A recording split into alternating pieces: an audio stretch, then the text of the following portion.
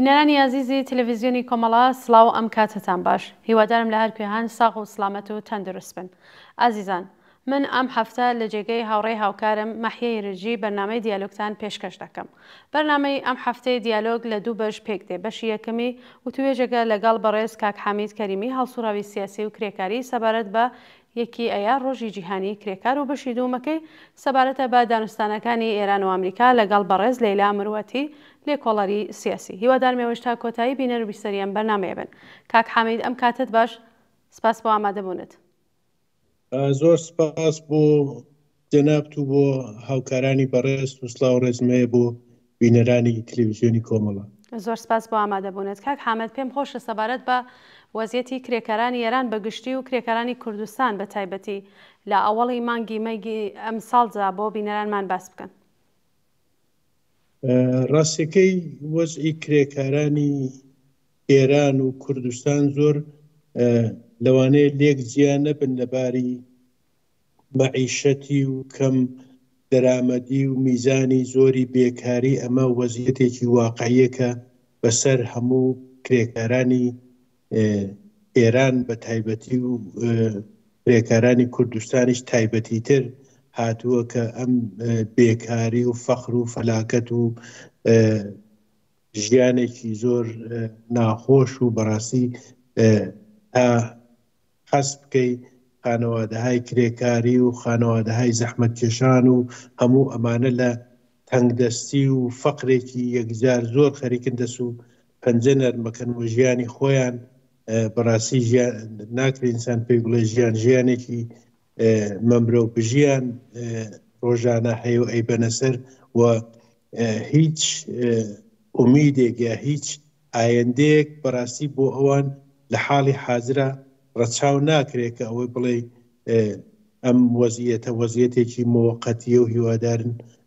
بەزووی چاک بێ. تەنیا ڕێگای بەرتەرەفکردنی نەهێشتنی ئەم وەزعیەتەی کە ئێستا بەسەر کرێکارانی ئێراندا هاتووە ڕاستیەکەی تەنیا ڕێگای هاوخەباتی و یەکگرتووی مبارەزاتیە کە بتوانن بە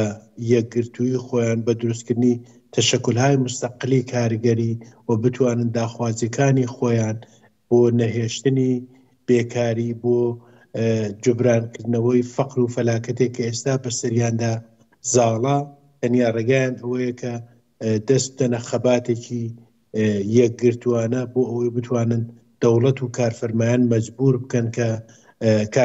مەجبور بکەن کە بەپێی وەزعی تەوەڕم و مەعیشەتی بتوانن حەقدەستەکانیان بگەن ئاستێک کە بتوانن پێی بژین و دەوڵەتیش مەجبور بکەن بۆ ئەو کەسانەی کە بێکارن و لە عینی حاڵە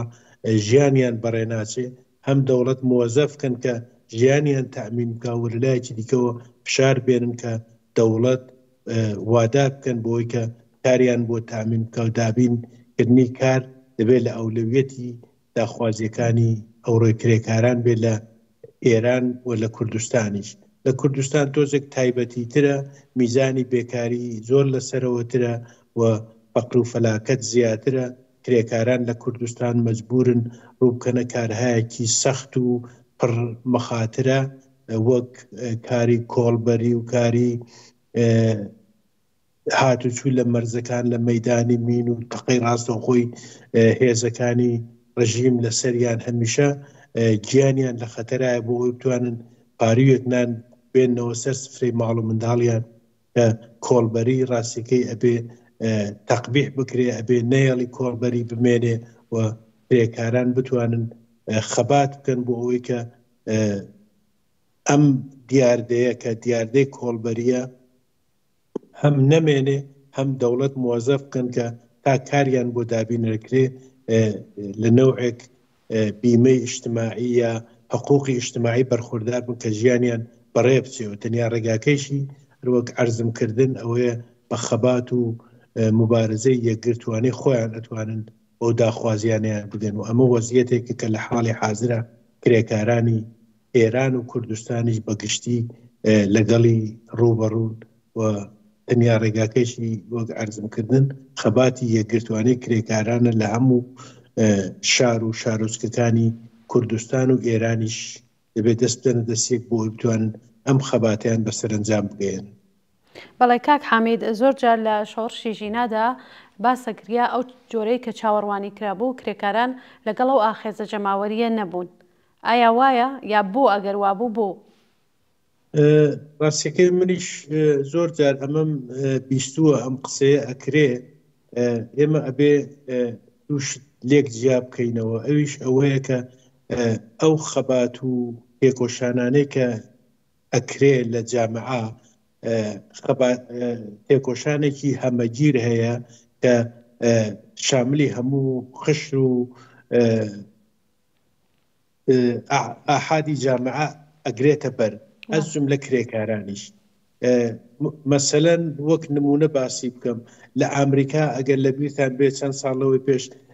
کابراایك بە ناوی جان فلۆید بە دەستی پۆلیسی ئەمریکا کوژرا و اعترازاتی خەڵک ئەکسەری شارەکانی ئەمریکای گرتە بووەوە، بەڵام هیچ کارخانەیەک تعتیل نەکرا بە خاتری ئەوە. ئەمە بەمعنای ئەوە نییە کە کرێکاران لەو خەبات و مبارزە بەشدار نین. خەبات و مبارزاتی کرێکاری اعتصاباتی کرێکاری لە شوێنی کار تۆ ناتوانانی بەکار فەرما بڵێ چون جان فلۆید لە خیابان پۆلیس کوشتێتی من لێرە کار ناکەم، بەڵام دەتوانی وەک کرێکار بەشداری هەموو هەوڵ و تێکۆشانێک بی بۆ ئاڵوگۆڕ دروستکردن و وەختێک کرێکاران بچنە پای اعتصابی عمومی ئەویش بۆ ئەوەیە کە دەوڵەت بەعام پەلەس بکەن، دەوڵەت بگۆڕن. بەڵام اعترازاتێک کە تا ئێستا لە ئێران و لە شوێنەکانی دیکەش بووە و شۆڕشی ژیناش کە هیچێک لەو اعترازاتە بووە ئەوەیە کە هێشتا نەگەیشت بوو ئەو مەرحەلەیە کە کرێکاران مەسەلەن شێری نەوتەکان ببەستن و کارخانەهای پترۆشیمی و گاز و ئەمانە بێن یەکسەر گەروی ڕژیم بکوشن بڵێن ئیتر تەواو دەبێ بڕۆی بەجێ بێڵی. حدەکەی نەگەیشت بووە، بەڵام وەک چینی کرێکار وەک کرێکاران زۆربەی ئەو کەسانێک کە لە اعترازاتی ڕابردووە نەکرد لە شۆڕشی ژینا لە شۆڕشەکانی دیکەش ئەو کەسانێک کە بەشداری شۆڕشەکانن زۆربیان چینی کرێکار و چینی زەحمەت چێش و ڕۆشنفکرانی سەتحی خوارەوەی جامعەن کە هەوڵەدەن بۆ باشترکردنی ژیان، هەوڵەدەن بۆ ئەوەی کە ڕژیم پاشەکشێ پێ بکەن، هەوڵەدەن بۆ ئەوەی کە ئەو یاسا کۆنەپەرستانەی کە ڕژیم بەسەر جامعەیدا سەپاندووە لە دەست ڕژیمی دەربێن و بتوانن هەدەمێک بچنە پێشێ بۆ دموکراتیزەکردنی وڵات، بۆ پاشەکشێکردن بە دەوڵەت، بۆ نەهێشتنی مەسەلەن حجابی ئیجباری، بۆ نەهێشتنی ئیعدام، بۆ هەموو ئەم شتانە خەباتی جەماوەری کە ئەکرێ. من خۆم پێم وایە لەم خەباتە جەماوەریە تەبەقەی کاریگەر دروستە وەک تەبەقە لە کارخانەی اعتصاب ناکە، بەڵام تەبەقەی کاریگەر و زەحمەتکێشان و هەر ڕۆڵەکانی ئەوانن کە وەک پێشقەرەوڵانی ئەم جنبشە هەمیشە لە سەتحی پێشەوە، هەمیشە لە مبارزەدان بۆ تەغییر لە وەزعیەتی جامعە. جا من بۆنەوە پێم وایە تەبەقەی کاریگەر هەمیشە دەور و نەخشیان بووە، هەمیشە دەوریان هەیە، بەڵام ئەوەی کە بێنن مەسەلەن اعتصابێکی عمومی، اعتصابی کرێکاری منجورمە، اعتصابی کرێکاری لە کارخانەکان و لە هەموو شوێنێک دەست پێ بکەن بۆ اعترازاتێکی ئاوا هێستا نەگەیشتوتە ئەو مەرحەلێ. یەک دلیلی دیکەش ئەوەیە کە کرێکاران لە ئێران بە دلیلی ئەوەی ئیجازەیان نییە تەشەکولیان ببێ، ئیجازە ئیتحادیەیان نییە، ئیجازەیان نییە سندیکای مستەقلی خۆیان ببێ، دەرنەتیجە ئەمە کەمبودێکە کە هەیەە و ئەم کەمبودێش وەختێک جوبرانە بێتەوە کە کرێکاران بتوانن ئازادانە ئیتحادیە و سندیکا و تەشەکلهای خۆیان ببێ بۆ ئەوی بتوانن لە مەواقعی ئاوا فعالانەتر و بە دەرک و بۆچوونێکی سیاسی ترەوە پێن واردی مەیدان بن. جنبشەکەی ئەوان جنبشی فقط سنفی نابێ ببێ و دەبێ تەبەقەی کاریگەر بتوانێ هەوڵ بدا بۆ ئەوی لە پێشدا تەشەکولی خۆی بەدەست بێنێ و لە تەشەکلاتی خۆیاندا کە توانیان متشەکل بن ئەو جار ئەتوانن لەسەر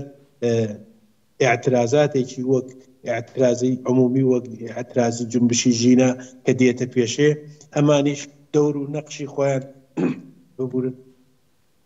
دەور و نەقشی خۆیان بنوێنن و بتوانن ڕاهبەری ئەو جنبشانە بکەن. بەڵام لە حاڵی حازرە بە دەلیلی پەراکەندەگی، بە دەلیلی نەبوونی تەشەکولهای مستەقلی کاریگەری، تەشەکولهای سەراسەری کاریگەری، ئەمە وەک خەلەعێک واقعیەتە هەیە، بەڵام وەک ئاحاد هەمیشە کرێکاران و زەحمەتکێشان دەوری سەرەکیان هەیە لە هەموو کۆڕ و کۆمەڵ و کۆبوونەوەیەک بۆ باشترکردنی وەزعی ژیانی کولی جامعە. دەم پێم وایە ئاوا ئەگەر چاوی لێ بکەی وەک ئاحاد و وەک خانەوادەکانیان هەمیشە بەشدار بوون و بەشدارن، بەڵام وەک تەبەقەیەکی متەشەکل ئێستا نەگەیشتونەتە ئەو حاستە. بەڵێ کاک حامید، لە داهاتوودا دەبێت چی بکرێت بۆ ئەوەی کە کرێکاران هەروەکو خۆشتان ئاماژەتان کرد تا ئێستا نەگەیشتون بەو ڕادەیە بۆ ئامادەگیە لەگەڵ کرێکاران لەگەڵ چین و توێژەکانی دیکەی کۆمەلگا دەرکەون بۆ داهاتوو؟ بۆ داهاتووی شەروەک عەرزم کردن پێش هەموو شتێک فعالینی کرێکاری، پێشڕەوانی کرێکاری دەبێ هەوڵیان دەرچەندان بکەنەوە بۆی بتوانن ئەم یەکگرتوویە دروست بکەن، ئەم اتحادی مبارزاتیەی کە هەیە لە بینیانە بتوانن لەگەڵ باقی چین و توێژەکانی جامعە، لەگەڵ فەرهەنگیان، لەگەڵ بازنشستەکان، لەگەڵ پەرستاران، لەگەڵ باقی ئاحادی جامعە خۆیان پەیوەند بدەن. بەڵام پێش هەموو شتێک ئەرکی سەرشانیان ئەوەیە کە بتوانن تەشەکل دروست بکەن و وەختێک تەشەکولیان دروست کرد، ئەم تەشەکولاتە چ لە محیتی کار بێ، چ لە گەڕەکەکان بێت، چ لە شارەکان بێت، دەتوانن بە دروستکردنی تەشەکولهای مستەقلی خۆیان دەور و نەقشیان وەک چینی پێشڕەوی جامعە، وەک چینێک کە هیچ شتێکی نییە بۆ لە دەستان بێجگە لە زنجیرەکانی دەست و پێیان نەبێ، بەو کارە ئەتوانن خەبات و تێکۆشانی کولی جامعەیش تحت تاثیری مبارزاتی خۆیان قرار بدەن. و تەنیا ڕێگاکەی ئەوەیە کە فعالین و پێشڕەوانی کرێکاری هەوڵ بدەن بۆ ئەوەی کە کولی ئاحادی تەبەقەی کاریگەر متشەکل بکەن، هەوڵ بدەن بۆ ئەوەی کە تەشەکولیابی کرێکاری ببێتە ئەولەویەتی کاری ڕۆژانەیان تا بتوانن بە داخوازەکانیان بگەن و بۆ گەیشتن بە داخوازەکانیش تەنیا یەک ڕێگایان لە بەرپێیە، ئەویش هەم ڕۆشنگەری هەم ئاگاهکردنەوەی ئاحادی تەبەقەی کارگەر و تەبەقەی کارگەر و کرێکارانی جوان کە بۆ تەبەقەیە پەیوەست دەبن بتوانن ئەمانە ئاگاه بکەنەوە بە منافعی سیاسی و تەبەقاتی خۆیان و لە عینی حاڵیشە هەوڵ بدەن بۆ ئەوەی کە هەرچیەک بۆیان ئەکرێ چ بە شێوەی تەشەکولی کرێکاری لە شارەکانە، چ بە شێوەی تەشەکولی کرێکاری وەک مەسئلەن کرێکارانی ساختمانی یا کرێکارانی ئۆتۆبوسڕانی، کرێکارانی خەدەماتی، هەموو ئەمانە ئەگەر بتوانن بەشبەشیش تەشەکولاتی خۆیان دروست بکەن و لە داهاتووە هەوڵ بدەن ئەم تەشەکولاتانە پەیوەند بدەن بەیەکەوە بۆ ئەوەی کە مبارزاتەکەیان سەرتاسەری بێ، مبارزاتەکەیان یەکگرتوانەتر بێ، تەنیا ڕێگای ئەوەیە کە متشەکل بن لە دەوریەک بتوانن هێزی خۆیان بەکار بێنن و هێزیش لە یەکگرتندایە. دەنا لە یەک ساڵی ڕابردووە بەپێی ئامار